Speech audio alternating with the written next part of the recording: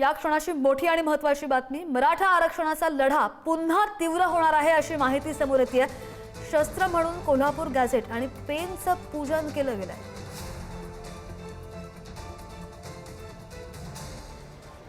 धनगरांचा आरक्षणासाठी आता हे तेवढा लढा नसून त्यांना त्यांची कॅटेगरी बदलून घ्यायची आहे आरक्षणामध्ये असं दिसतंय। तर ते त्याच्याबद्दलही शासनाने याच्यातनं तोडगा निषेध काढला पाहिजे। अजून तोडगा निघाला आहे असं मी समजत नाही।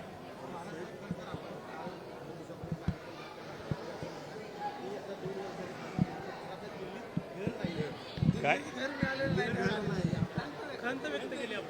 खंत व्यक्त केली नाही, वस्तुस्थिती सांगितली की आता 1.5 वर्ष खासदार होऊन सुद्धा अजून परमनंट रेसिडेन्समध्ये मी तिथं गेलो नाही आहे।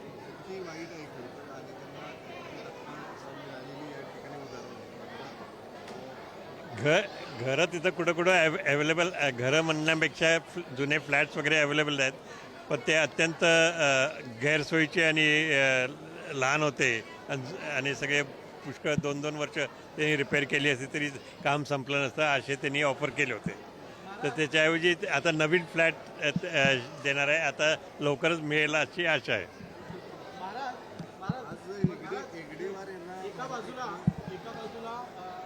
राजर्षी शाहू महाराजांना भारतरत्न केंद्र सरकारनं द्यायला पाहिजे होता, महात्मा फुलेंना तर द्यायला पाहिजे होता स्वतःहून, पण आता हेडगेवारांना भारतरत्न देण्यासंदर्भाच्या हालचाली केंद्रानं सुरू केलेल्या आहेत। कसं बघताय? आता त्याचे नियम त्यांना शासनाला ठरवावे लागतील।